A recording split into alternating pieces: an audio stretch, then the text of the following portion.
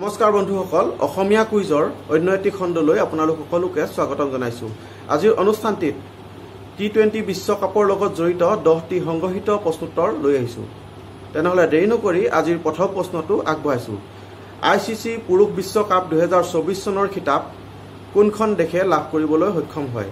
এ অপচনত দিছো England, B অপচনত দিছো দক্ষিণ আফ্ৰিকা, সি অপচনত ভাৰত আৰু ডি অপচনত নিউজিলেণ্ড। ইয়াৰ ভিতৰত শুদ্ধ উত্তৰটো বাছকচোন।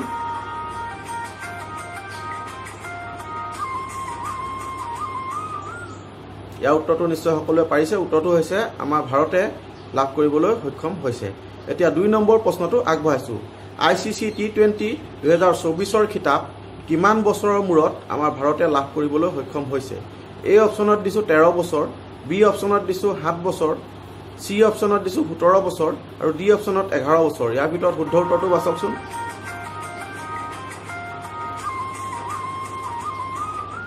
সময় শেষ হৈছে। উত্তৰটো হৈছে 17 বছৰৰ মূৰত লাভ কৰিবলৈ সক্ষম হৈছে। এতিয়া 3 নম্বৰ প্ৰশ্নটো আগবঢ়াইছো। আইচিচি পুৰুষ বিশ্বকাপ 2024 আয়োজক দেশ দুখন হৈছে এ অপচনত দিছো আমেৰিকা ৱেষ্ট ইণ্ডিজ, বি অপচনত আমেৰিকা দক্ষিণ আফ্ৰিকা, সি অপচনত আমেৰিকা ইংলেণ্ড, ডি অপচনত আমেৰিকা নিউজিলেণ্ড। ইয়াৰ ভিতৰত শুদ্ধ উত্তৰটো বাছকচোন।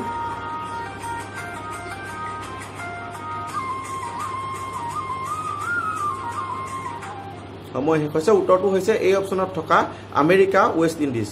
এতিয়া 4 নম্বৰ প্ৰশ্নটো আগবঢ়াইছো। আইচিচি টি20 বিশ্বকাপৰ খিতাপ এতিয়ালৈকে ভাৰতে কিমানবাৰ লাভ কৰিবলৈ সক্ষম হৈছে? এ অপচনত দিছো 2বাৰ, বি অপচনত 3বাৰ, সি অপচনত 1বাৰ আৰু ডি অপচনত 4বাৰ। ইয়াৰ ভিতৰত শুদ্ধ উত্তৰটো বাছকচোন।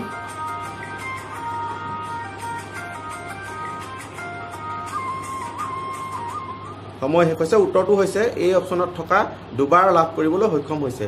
এতিয়া 5 নম্বৰ প্ৰশ্নটো আগবঢ়াইছো। আইচিচি টি20 প্ৰতিযোগিতা কোন চনত আৰম্ভ হৈছিল? এ অপচনত দিছো 2005 চনত, বি অপচনত দিছো 2007 চনত, সি অপচনত 2009 আৰু ডি অপচনত 2011। ইয়াৰ ভিতৰত শুদ্ধ উত্তৰটো বাছকচোন।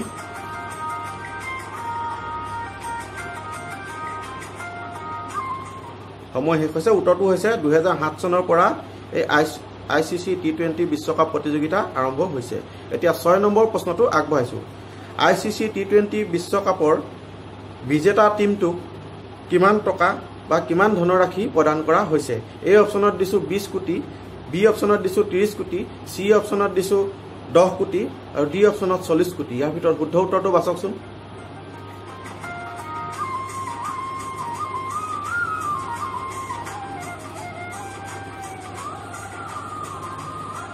সময় শেষ হৈছে। উত্তৰটো হৈছে এই অপচনত থকা 20 কোটিৰো অধিক টকা প্ৰদান কৰা হৈছে। এতিয়া 7 নম্বৰ প্ৰশ্নটো আগবঢ়াইছো। আইচিচি টি20 2024 বিশ্বকাপত সৰ্বাধিক ৰান সংগ্ৰহ কৰা খেলুৱৈজন হৈছে এ অপচনত দিছো বিৰাট কোহলি, সি অপচনত দিছো বি অপচনত দিছো ৰোহিত শৰ্মা, সি অপচনত দিছো ৰহমানুল্লাহ গুৰবাজ আৰু ডি অপচনত দিছো টবিছ হেড। ইয়াৰ ভিতৰত শুদ্ধ উত্তৰটো বাছকচোন।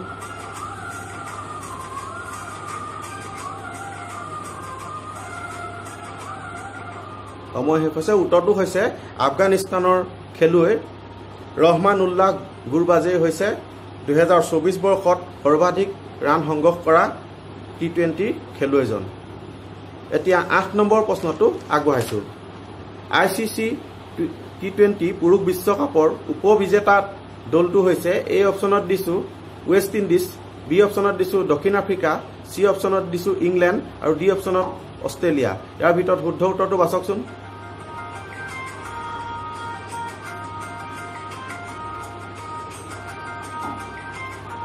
সময় শেষ হৈছে। উত্তৰটো হৈছে দক্ষিণ আফ্ৰিকা। দক্ষিণ আফ্ৰিকাই হৈছে ৰানাৰ্ছ আপ টিমটো। এতিয়া 9 নম্বৰ প্ৰশ্নটো আগবঢ়াইছো। আইচিচি টি20 পুৰুষ বিশ্বকাপৰ প্লেয়াৰ অব দ্য মেচ কোনে লাভ কৰিবলৈ সক্ষম হৈছে?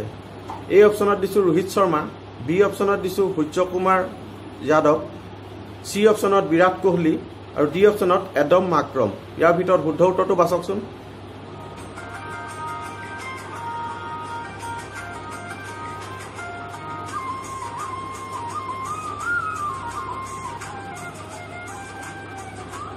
সময় শেষ হৈছে। ইয়াৰ উত্তৰটো নিশ্চয় পাৰিছে। উত্তৰটো হৈছে বিৰাট কোহলি।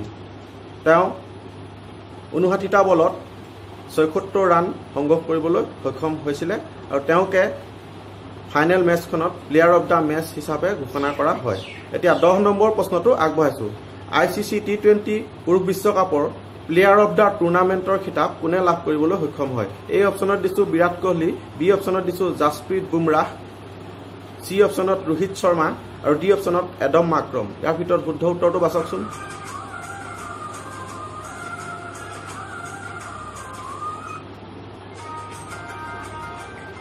সময় শেষ হৈছে। উত্তৰটো হৈছে বি অপশ্যনত থকা জাসপ্ৰীত বুমৰাহ হৈছে প্লেয়াৰ অফ দ্য টুৰ্ণামেণ্ট।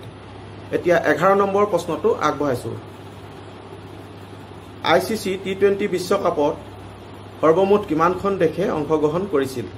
এই অপশ্যনত দিছো 20খন, বি অপশ্যনত দিছো 14খন, চি অপশ্যনত দিছো 16খন আৰু ডি অপশ্যনত দিছো 17খন। ইয়াৰ ভিতৰত শুদ্ধ উত্তৰটো বাছকচোন।